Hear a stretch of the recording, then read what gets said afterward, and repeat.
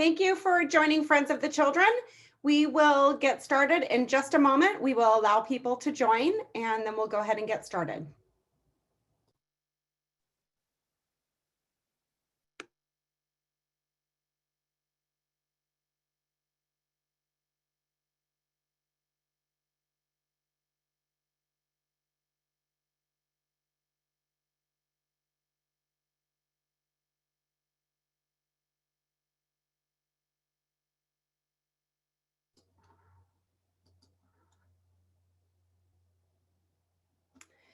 Thanks, everyone.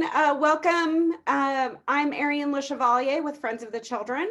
I would like to welcome you to the panel discussion titled The Power of Narratives to Change Systems, a New Story for Foster Care. I wanted to let people know that we are recording this webinar and we will be sending out the recording after the panel discussion concludes. And we will also send out a survey after the webinar and would love your feedback on that. I am now going to turn it over to Erinn Kelley-Siel, the Chief Officer of Policy and Expansion at Friends of the Children. Erinn, please go ahead. Hi, everyone. So great to have you here. We know that Zoom fatigue is a real thing, so it's a real privilege to have you join us today. Thank you so much. I'm going to be the moderator today, and I'm just thrilled to be here with an esteemed group of panelists. First, I just want to share, this is a little bit about Friends of the Children. We are a national organization that's impacting generational change by empowering youth who are facing the greatest obstacles through relationships with professional mentors for 12 plus years, no matter what. We have been inspired this month, May is National Foster Care Month, by stories of hope and resilience. And we're really, really excited to be here today with this group of experts on storytelling, narrative change, and foster care. So I'm quickly going to introduce each panelist and then get to some questions. I think Erinn mentioned this, but we'd love to see your questions and comments in the chat and the Q&A, because we are going to be sure to prioritize time for questions from you all. And thank you again for being here. First, I want to introduce LaTeesha Pinkney. LaTeesha is a parent, she is a professional, she's a self-advocate, entrepreneur, and she is an awesome and emerging leader. She holds a bachelor's degree of social work from Cal State Los Angeles, is a parent to a set of 7-year-old twins. That's a champion in and of itself, 1 boy and 1 girl. She works as an executive assistant at a firm, consulting firm that builds capacity called Jamont Rollins Group in South Los Angeles. Welcome, LaTeesha. Benjamin Carlton is an actor, advocate, and social entrepreneur, in addition to holding the position of Chief Equity Officer at Friends of the Children. In 2013, he co-founded the iconic Be Me community, a national movement of community builders that are led and inspired by Black people. Benjamin, along with the Be Me team, has trained nonprofits and foundations, including Friends of the Children, about asset framing, storytelling, and narrative change. Benjamin, thank you. And Marisa Gerstein Pineau is a senior associate and researcher with the Frameworks Institute. Please forgive me. A sociologist by training, her research is focused on gender and family, immigration, culture, and public policy. Marisa serves as a bridge between Frameworks' rigorous research endeavors and its work helping partners and advocates implement reframing recommendations. Thank you for joining us today, Marisa, and all of you. I am thrilled and excited to get this conversation started. All right, so LaTeesha, I am going to start with you. You didn't know that you were in foster care growing up. Would you share a little bit about how that happened, how not knowing that you were in foster care affected who you are today? Sure, happy to. Thank you for having me. So yeah, I believe growing up in foster care and not knowing I was in foster care was the decision of my foster parents. Because I believe even in 1990, you know, the stigma was that it was negative. It was a negative narrative around foster care even then. So I believe what she did was she didn't want us to know, but she never fully adopted us because she also wanted us to still receive services. So pretty much, I believe, once I've did a lot of self-seeking and just a lot of who am I, it just created a lot of search within me, and searching for who it is that I am, my identity. I've always felt like I don't belong here, in foster care, in the foster home I was in, even though I was with my twin sister and my other sisters. It was just my foster mom didn't want us to know, pretty much. So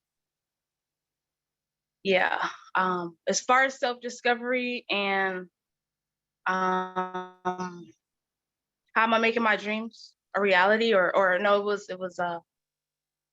just a lot of self-discovery and a lot of who it is that I am, what support do I have, what resources do I have. So yeah, it was just a lot of that, pretty much. Thank you so much. I think that you shared with me, did you learn that you were in foster care right before you went into college? Was that the time at which you found out, or was it later? I felt, like I said, I always felt like I didn't belong, so I had a sense. And then there was a conversation that my foster parents were having with my sisters, and there was a they said, well, are you gonna tell them? And since I felt like that, and these were these clues, there were always clues, my last name and things like that.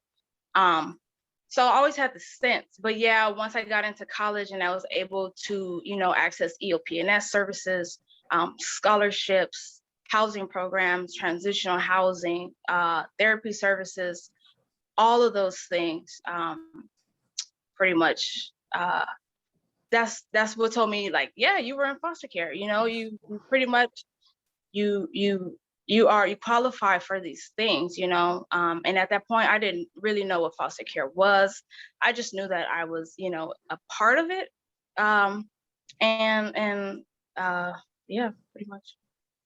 Well, something that's inspired me about your story is that that sense of that you were determined to build a life for yourself that followed your dreams. That's been something that, since you and I've been talking, has been really inspiring for me. So about your growing up gave you that sense that that was possible. And I'm wondering what you think that was. Was it your internal drive, or was it your surroundings, or say more about that? I would definitely say both.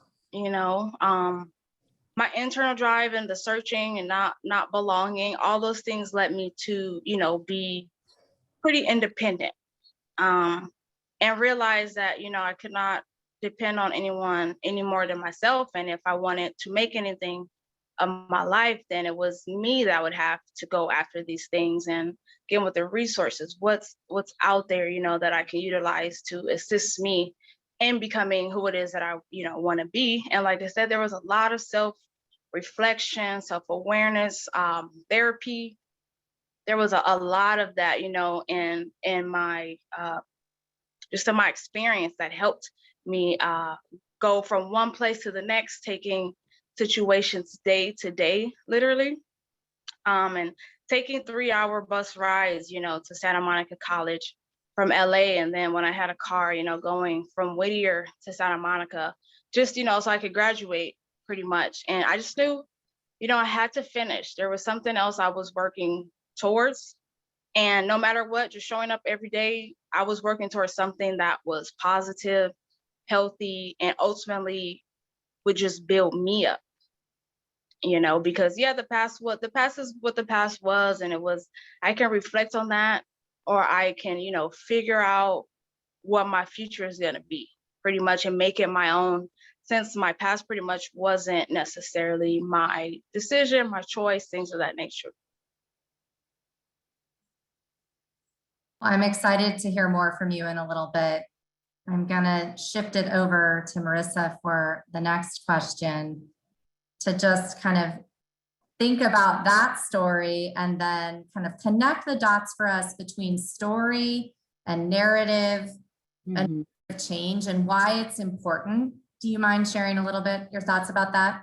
Yeah, sure. And thank you for having me, and thank you for everybody for being here, and to LaTeesha and Benjamin for being on this panel with me. I'm really excited to hear both of your comments too. And I think LaTeesha's story is really interesting because it helps kind of show the ways in which we have a complex system that we need to be talking about in ways that people can better understand not just how it works right now, but how it could work and how we could improve it and make it a much better system in the future.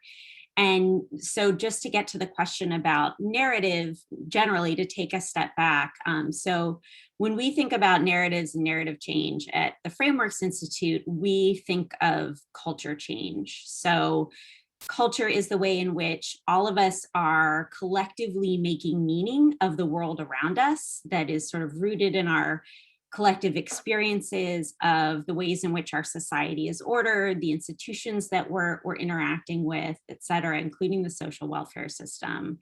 And narratives both reinforce and reflect our culture, right? So they are part of what's helping us make meaning. And the dominant narratives that are out there, these dominant stories about the ways in which the world works, tend to really reinforce the status quo. So they're the ones that sort of justify the way systems look and make it harder for people to think about how can we create social change. So when we're talking about narrative change, we're really talking about how can we create and put forward and make dominant narratives that help people think differently, that help them talk differently, that help them recognize that change is possible and understand how to get to that change. So that is, when we're thinking about narrative change, we're thinking about it on that sort of high cultural level. And the other, I think, just key part about narrative change, the way we think about it, is that it's something that we have to do through, storytelling and communications and things like telling LaTeesha's story that we do collaboratively, consistently, very intentionally, and that we're all doing it together, because it's not easy to change the dominant narrative, with one story, or if one organization or person is doing it. We all really have to do it together in this sustained collaborative way. I love that. Well, speaking of all of us doing something together, I would love for our participants to think about what you've heard so far. And then as you think about narratives that feel familiar about foster care, the dominant narratives, as Marisa was saying, put some of those into the chat. They can be about the system itself. It can be about individuals that are impacted by the system, but share out with all of us some of the dominant narratives that feel most familiar about foster care in the chat, if you don't mind. We'd love to hear from you.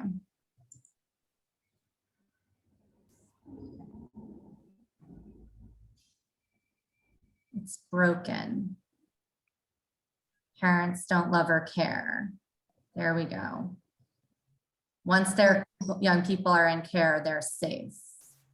Children are abused, blame and shame. Foster parents are in it for the money. Removals are justified.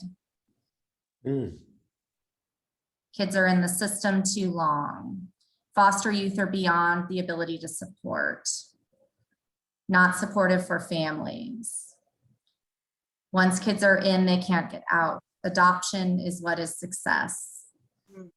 The system knows best. Wow, I mean, this is a lot. It's a lot to shoulder and carry. Most kids come in due to physical or sexual abuse.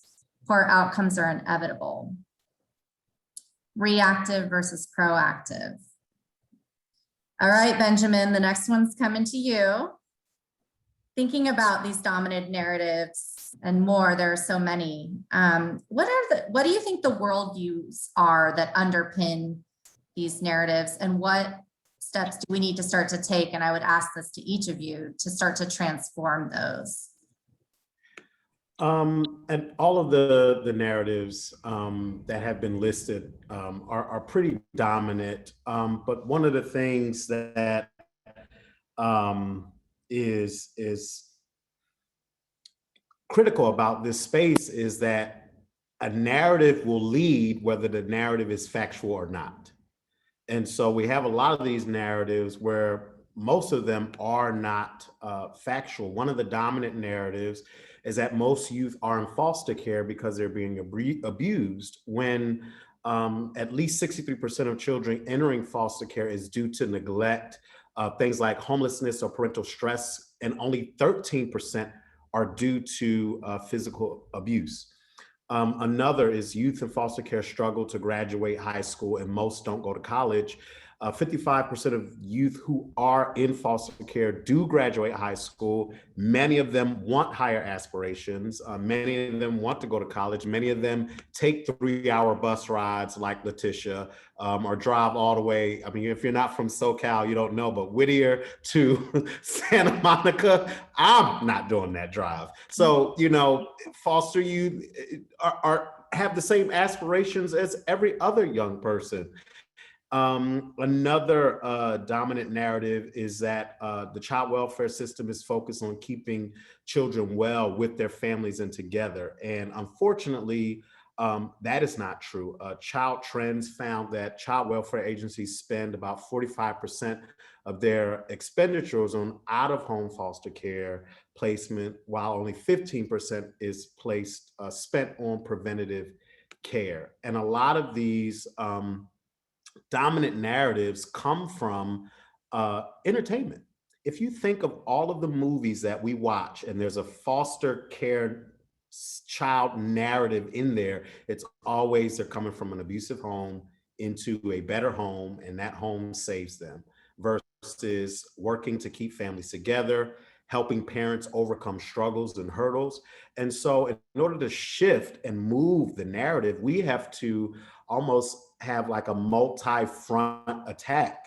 We have to talk to our policymakers. We have to talk to our folks in Hollywood who tell stories. We have to talk to our agencies. We have to talk to people in the system, right? Because there's a negative connotation. There's a stigma about being in a system. There's shame about being in a system. How do we, you know, get folks to the level of confidence that LaTeesha walked in being in the system, right?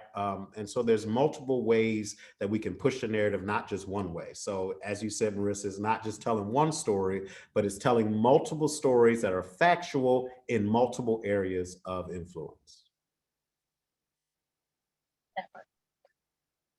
Marisa or LaTeesha, do you want to comment at all on any of the dominant narrative or the response to that? I mean, I just want to say in the work that we did on transition age foster youth, that I'll talk a little bit more about later, everything that you talked about in terms of, and everything that people put in the chat are absolutely part of that dominant narrative that, you know, it was really, what was fascinating is that probably, as people would expect, when you say transition age foster youth, people don't know who you're talking about. Even if you say young people aging out of foster care, they're not sure. When you do explain who they are, there is a lot of sympathy, interest in helping them. You know, the kind of importance of their outcomes do come to the fore for people, but that those ways of thinking about them is abused and damaged and sort of, oh, well, they missed their opportunity to do well because of circumstances beyond their control, just then prevents people from thinking about how we can create better outcomes and support their well-being. And so I think just to say yes, everything that you just said and that we saw in the chat very much reflects what we found in our research. LaTeesha, you kind of represent the opposite of the narrative, which is so awesome. I mean, I think that's one of the, I know that's one of the reasons that we wanted to have you join us today, is that for many of us who are in this field, we've spent time with young people who've experienced care, who struggle with the stigma and the narrative. And I've just been really inspired by the fact that that hasn't been a struggle. Not that you haven't had struggles, but just that that part of that experience wasn't something that you had to live with for a while. And you're also now, sort of driving forward with your own ideas about your future, and you referenced those a little bit earlier. And I'm just wondering what you would say to other young people, young adults who have experienced foster care around kind of how to find that spark in themselves and how to move themselves forward through those narratives, if they happen to be narratives they carry, or even if they don't, how to really keep encouraging and driving themselves toward their dreams like you have. Sure. For me, yeah, it's being open and being honest. And again, I didn't necessarily know I was in foster care growing up, so I didn't have that stigma for sure. Like, it didn't stick with me. But I do think that a lot of the blame does get put on foster youth, foster children, for their situation.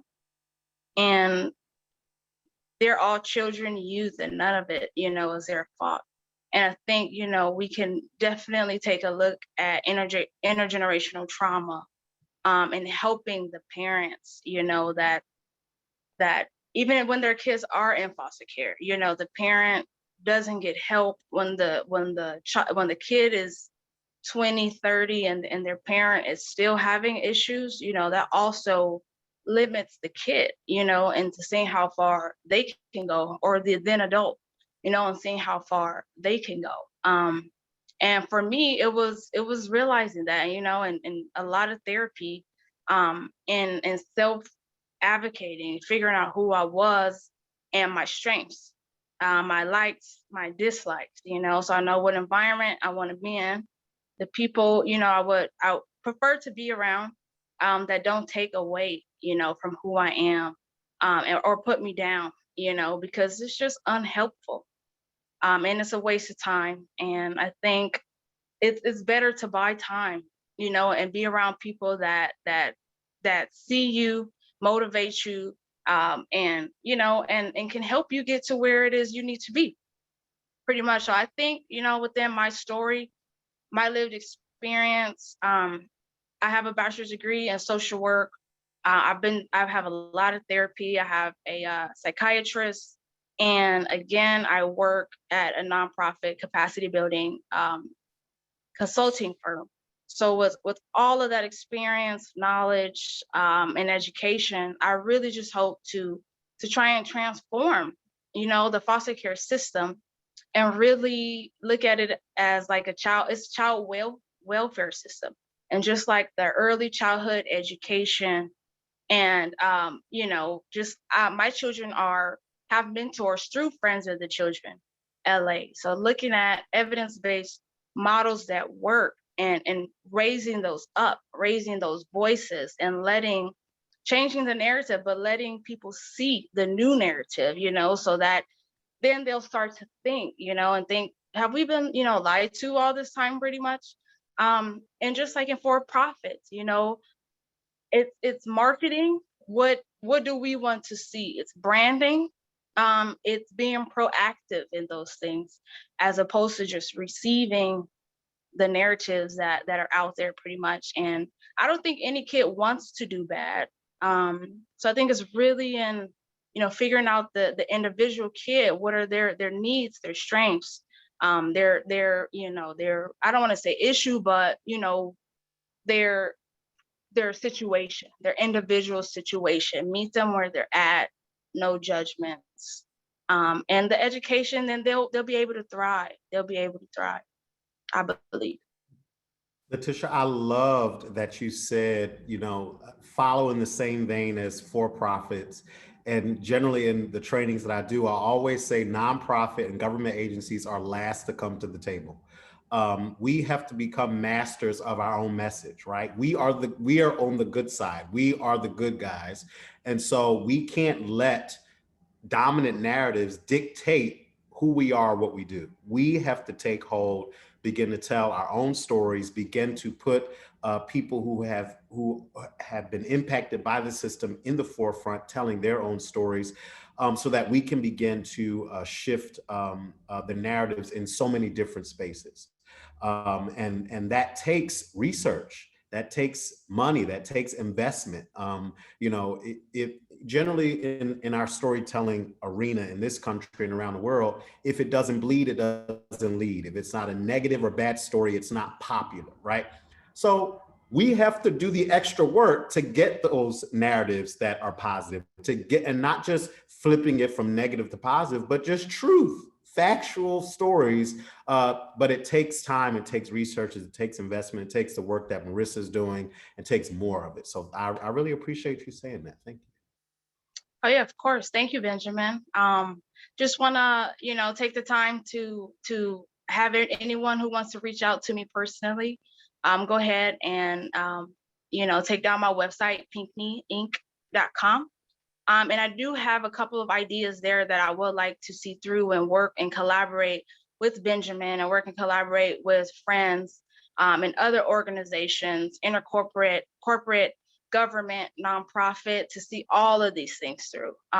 Because I also think there's ways, to create passive income, entrepreneurship for these foster youth who may not fit in traditional jobs, and if their mental health is never really looked at or assessed, then we can't traditionally really expect them to be in these positions and survive and thrive, and also moving from a position of surviving and to thriving, because survival does get all the funding, and there's money for I don't know, there's money for everything as far as survival, housing, but what about, the onward and so forth, and that's exactly what I hope to help accomplish and to look at, because I do believe, again, just like Benjamin said, we create the narrative, we can control the narrative and be proactive, and not necessarily focus on survival of foster youth,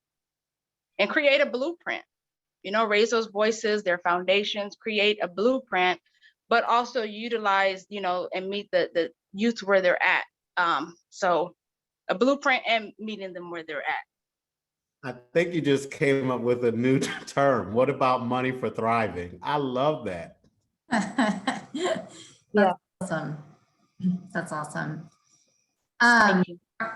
Yeah, thank you both.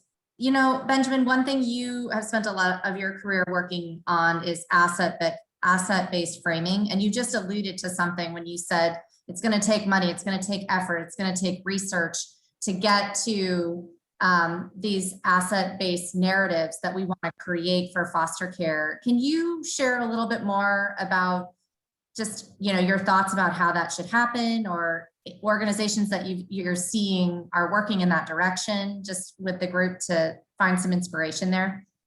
Yeah, absolutely. One of the things, and I've done trainings all over with different companies, different sectors, and I always say Friends of the Children was the best training that I've ever done and the best folks I've ever worked with. One, because the staff and the team from chapters all over the country were willing to come to the table and be vulnerable. This is what we know. This is what we don't know. Help us to go forward. And so the first thing that needs to be done is an undoing of what we already know, right? If the stories we tell become the life that we live. And so if we're constantly repeating these narratives, the solutions that we bring to the table will be centered around these narratives. But specifically to something that LaTeesha just mentioned, right? What about the sector of people aging out of foster care who want to jump into entrepreneurship, who want to jump into different sectors that are not necessarily college is the next step, right? If we're not thinking about that, we ignore a whole sector of people. And so we have to, one, think about the factual narratives, the true narratives about what's going on with those who are in the foster care system, so that we can come up with solutions and work with people on their aspirations, inspirations, and hopes. Most times we come to the table with solutions already. This is what we want you to do. We want you to go to college. We want you to get this job. Did we ask? Do we know what they want? Do we know what their interests are? So it takes humanizing the process. How would you want to be dealt with in the system? You talked about mental health. Are there services that speak to, can you imagine being taken out of your home, taken away from your family? How would you want to be treated? I think the more that we humanize the process and treat people how we want to be treated, that's the simple of it all, we come up with better solutions. We wouldn't want somebody judging us without knowing us. We wouldn't want somebody writing out a path for success without talking to us. And we wouldn't want somebody charting out what life should be for us without getting to know us and getting to know the story behind who we are. And I know a lot of people are at the decision points, whether it's policymakers, people who work in our arena, people who work in the foster care system. And so we have to figure out a way to impact all of these sectors with real narratives that will bring better and positive solutions. And lastly, there was a question in the chat about training, et cetera. The real question is, and this is the power of asset framing and narrative shifting, is figuring out what the real problem is. Most times we define our families, we define broken families, our parents with issues as the problem. But what caused the family to be broken, right? Did someone lose a job? Someone get laid off? Did someone have a mental, episode? What caused the family to be broken? And deal with that, right?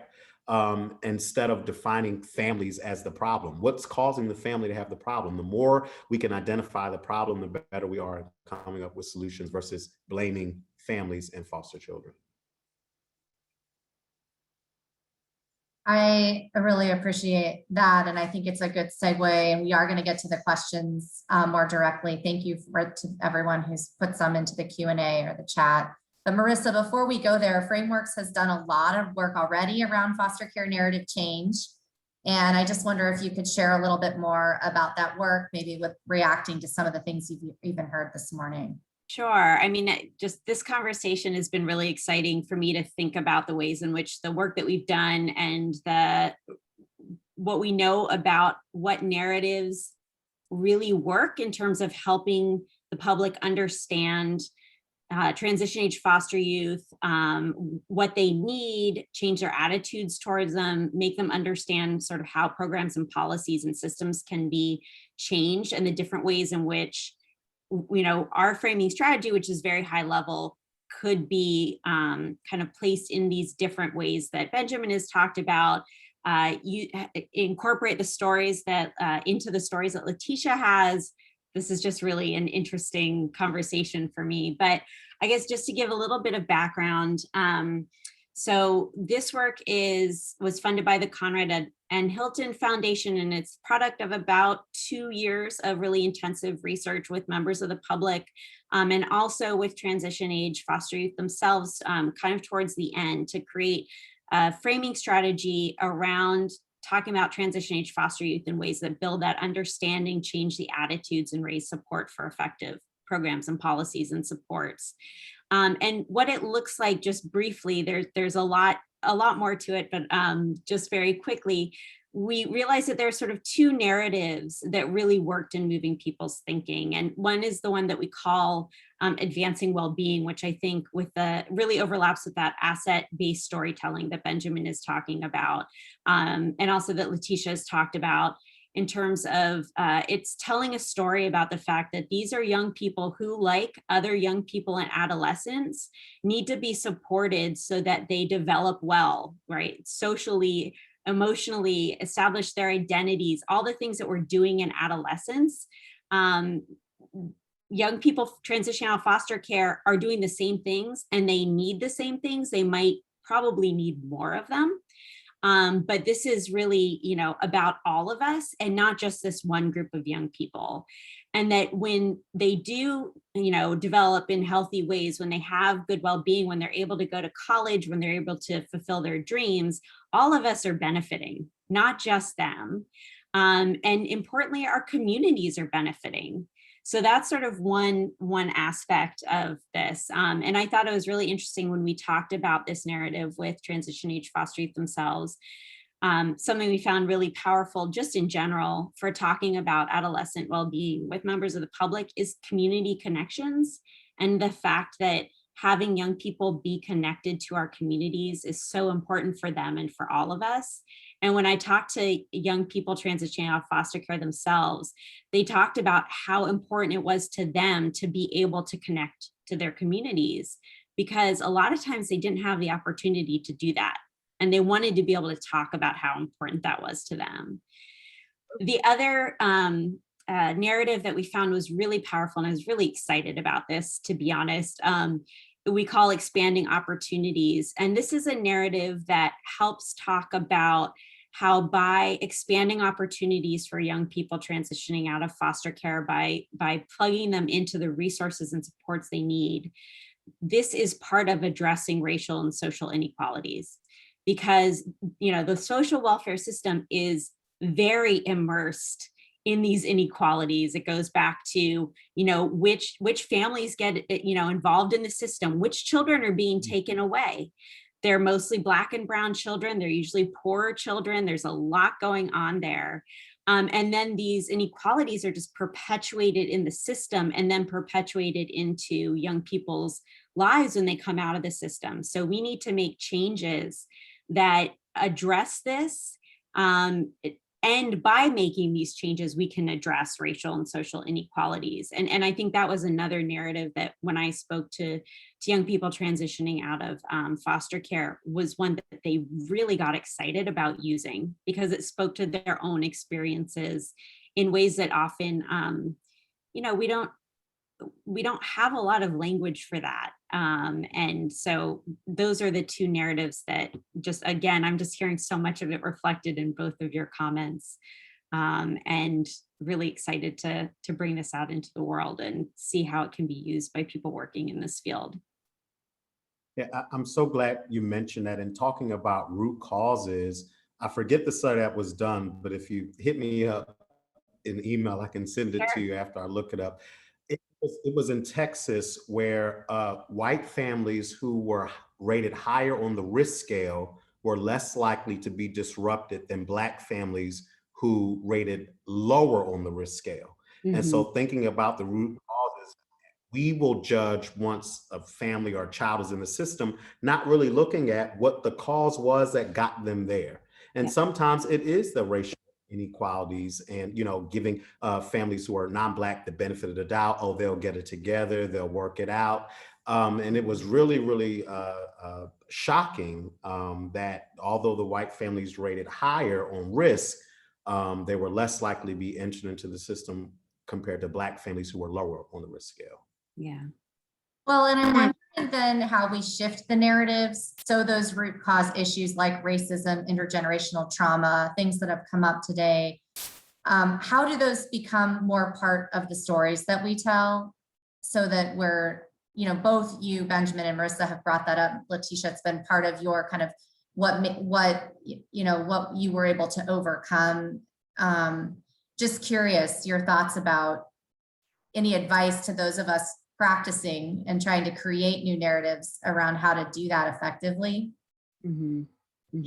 Well, I was definitely gonna echo what you all were saying, as far as the narratives and the stigma. You know, I think if we almost remove the word, you know, foster care, foster kid, that carries a lot of weight, you know, and these kids go through some of the same issues, you know, that other families go through, especially, you know, when they're youth and they're troubled, they're having issues, when they're in the transitioning stage.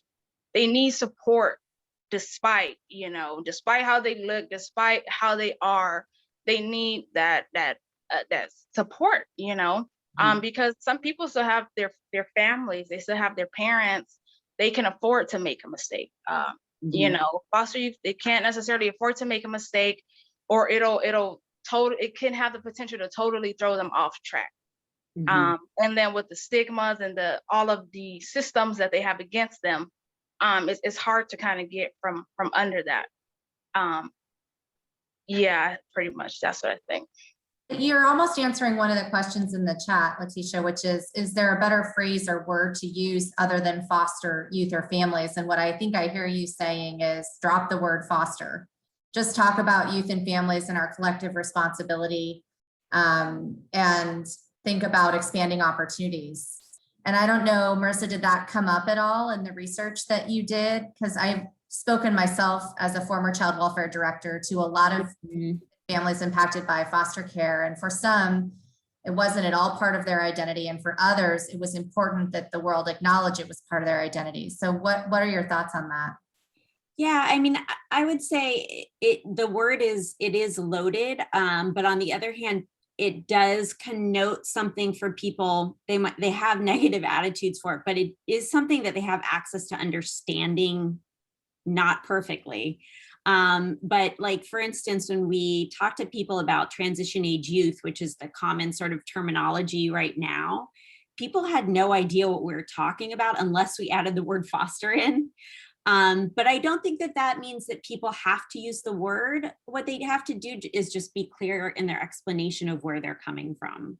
And, you know, the shorthands that we use a lot of times when we're really immersed in something don't necessarily make sense to people who are outside of our world. And so being really clear that people understand it, that if you're presenting like evidence of something like that Texas study that Benjamin was just talking about, you know, somebody who's outside the system could look at that difference between white families and Black families, and we hear it and we're like, there's discrimination going on, there's something wrong. But somebody who's outside of the system or doesn't think the way that we do about inequality might just be like, well, yeah, probably the white families are doing a better job, right? Because if we didn't frame it for them, if we didn't explain what was going on there, they could totally misinterpret it. So I'm just a big fan of like, you know, whenever you can, giving people a better understanding of your terminology, whatever you're using, is really important. Another one. Unfortunately, Go ahead, Benjamin. Unfortunately, the word foster is stigmatized. There's stigma attached to them. You hear foster, it invokes feelings, it invokes thoughts, it invokes sympathy. You think someone is so. It's something that we have to address. And as I tell folks, think about your audience, right? If you're in a room and you're trying to get funding, you're talking to folks who are in this space, using these terminologies helps to get to your goal. If you're in a room with families who are impacted, you know, by the system, and you're continually addressing them as foster, that does not help or uplift any type of hopes. And so you just have to be mindful of your audience and the terminologies that you're using, and make sure that you're treating people with dignity. You're telling their stories with dignity, and they should be proud to be a part of whatever service you're offering. Most times we ask people to drop their dignity at the door and tell us their worst stories so that they can get our service. We need to stop that pattern of behavior. Yeah. A theme that's kind of coming up in the questions, and I would love to, it's been referenced a couple of times, is just the ability to involve people with lived experience in the storytelling and in the narrative creation. And wondering if you have some practical tips around that and how that's worked without, you know, especially because a lot of these, there may be a reluctance, honestly, to engage given the feelings that people have about the systems and their experience, and or just the other things in life that are more important. So what are your thoughts about that? LaTeesha, you're living it. And I thank you again, because I know you're a working parent, that you're here and an entrepreneur, and you're here today. And I'm just wondering your thoughts about any experiences you've had being invited to tables like that have gone well or that haven't gone as well, or ways we can do more of that so that we can do what Benjamin is saying and Marisa is saying, is be sure that we're not telling stories without the people that the stories are about. Yeah, sure. I think, you know, I think a lot of that is having us at the table, and having those true feelings, these lived experiences, and raising those voices pretty much. Yeah. Can you maybe repeat the question just one more time so that I can? Yeah, I just wonder if if there are practical ways to bring youth who've experienced foster care to the table, young adults, and ways that you think we can do more of that. Because I know that a lot of systems and a lot of organizations really want to do that, to center impacted family, youth, and voice in conversations. But we need to create those tables and do that inviting. But are there barriers to that, or things that we could be doing better to make that happen? Yeah, I think, the logistics behind it is one, perhaps, actually, doing that work and reaching out to these people, creating this awareness campaign, if you will. There's definitely funding on the table. I see it, we're at work, there's a lot of money on the table. And sometimes it goes towards, surviving. It's always surviving. And I think at the table, when you're talking about surviving and foster youth and helping them get over the hump, as opposed to helping them thrive, and wellness. I think those things don't necessarily, or haven't in the past, gotten the funding that it could have, should have. And maybe just the research and the lens has changed since then. There's a lot more awareness, and we're having this virtual webinar now. It is virtual, so we're able to reach more people.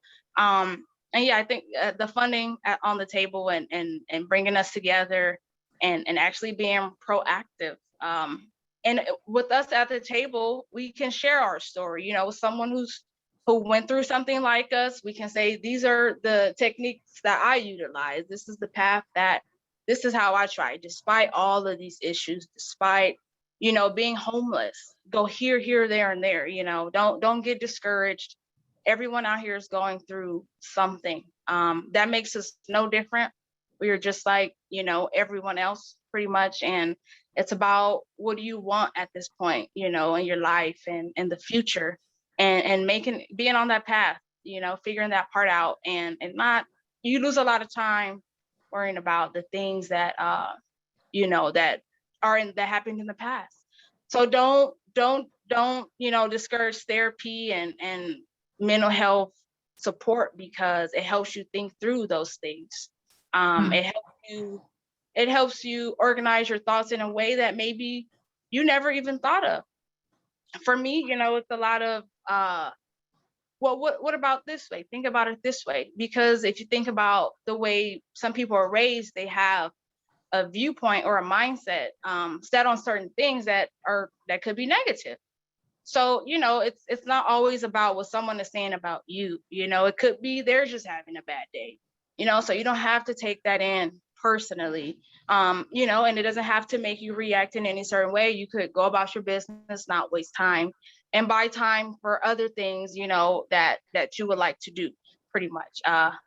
So yeah, destigmatizing it and treating everyone the same, because everyone goes through things. Life is hard for everyone. And also raising awareness as far as, complex trauma. And I don't know about getting that in the DSM or funds towards that, or, whatever the case needs to be, but definitely government, nonprofit, public, private sector, foundations, all of these things need to have a hand in a reach in doing these things. Something that you said that really struck me is, and I think it's kind of how we define success with narrative change, what I heard you say, Marisa, too, is, if we're successful with narrative change, we will shift the power dynamic. And taking what I hear in some of what you're saying is, let's take the power away from just surviving, and let's invest in creating a conversation about what's possible and about, hopes and aspirations. You touched on this too, Benjamin.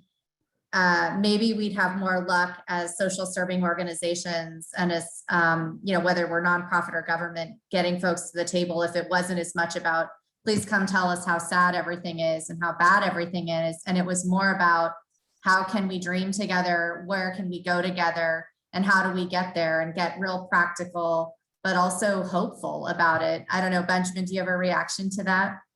I have a huge reaction to that. A lot of organizations, the first thing I walk through the door and I'm looking at their bars, I'm like, your bars are so low for success.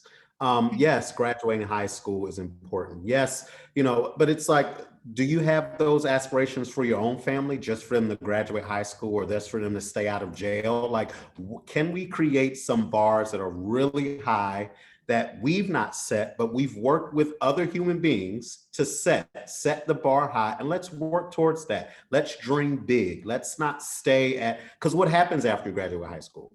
What happens after you don't go to jail? There's much more life to live. So can we put people have together that takes them beyond the and I know a lot of those metrics help us to get funding, they help us to move things forward, but they are just so low. I think together, can we come together and talk about thriving? And because if you're thriving, graduating high school is a part of that. If you're thriving, staying out of jail is a part of that. If you're thriving, keeping your family together is a part of that. So how can we move to those dream big conversations in our agencies and what we do, and not be moved and shifted by the system, which is, as we know, broken. Marisa, do you have a reaction to that, or any thoughts as that may have come up in your study? Yeah, no, I think all of this reflects exactly the type of thing that we recommend, and what we found with the recommendations that we make for the narratives is that they do push people in that positive way, right? Their attitudes improve when they better understand what it is that transition age foster youth need. And the fact that the important work that these narratives are doing is saying that these are not damaged goods. These are young people who, with the right supports and resources, and with systems that help them access them, not just tell them where they are, but actually plug them into these resources and supports, they will thrive. It's going to be more than just staying out of jail, right? And I think that that's really, the purpose of these narratives in terms of how people tell their own stories is that they frame them, they give them that context that, lets them not just focus 100% on my trauma or what happened to me, because a lot of people get tired of telling their story over and over and over again. And this gives you alternatives to doing that. One young man I talked to said, I feel tokenized. And so having this other way, these other frames, these ways of talking about my story where I can, sort of universalize it, he thought that that was going to be really helpful when he talked about his own experiences. So this is all. That's great. We're having a revolution in the chat that I have to just out, which is a new frame that we're going to all, I think, leave here. What? You want to say it, Benjamin? No, I said we're stealing it. Go ahead. Yeah, instead of lived experience, lived expertise. I love it. I think it's awesome, and I need to find out attribution because it's so far up here. I think Tracy, I'm trying to find the first person that cited it, but it's, or Trace, fantastic. I love it. It's something real. We want to get to, a question about kind of next steps, because one of our commitments around these panels is to really think about action-oriented work and not just conversation. And I think, just this idea that we could create a new narrative about foster care, both not just kind of create it, but deploy it, put it into practice, start to get people to adopt it, and then kind of work it together is something that's really exciting to us at Friends of the Children. And I hope all of you as well. And I think another theme that's come through is that stories and narratives have power. So let's use our power for good here. If our ultimate goal is to tell new stories and create a new narrative, and this is a question not just for the panelists, but for everyone participating today, we'd love to see your answers in the chat. If our ultimate goal is to tell new stories about foster care and the people who experience it, whether I've seen birth parents come up, youth in care come up, foster families come up, just everyone connected to it. If we want to move people to action, what's something practical? What's a next important step that we could take? Or if you've thought about something today, what's a next important step that you will take?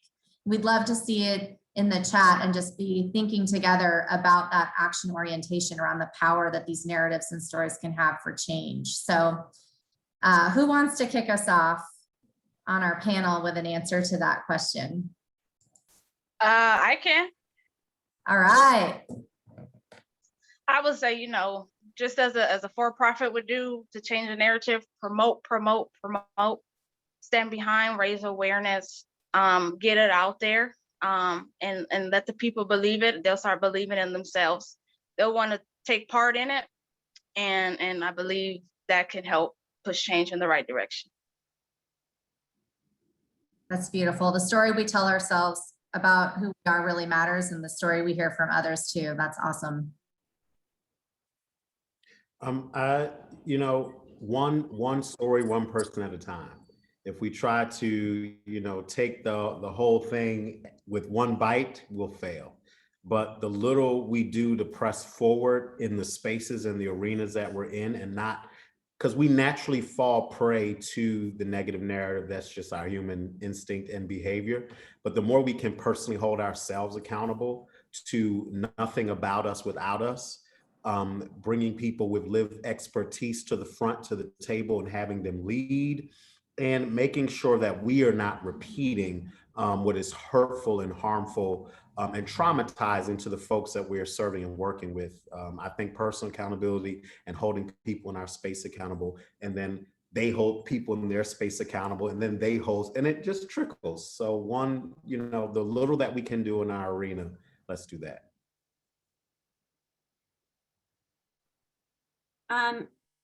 And I guess I have a couple thoughts. So one, on just sort of a higher level, is that we know from our work that the way in which you really push forward social change is by having everyone in a field start using the same strategies and the same narratives together, and to build those communications capacities with each other, right? So it's not just about, oh, we see they're doing that and they're doing that. It's about, like, let's talk about what we're doing when we talk about what matters to us and how we want to change this narrative. So because the more people see it, the more it changes their thinking and the way that they talk about it.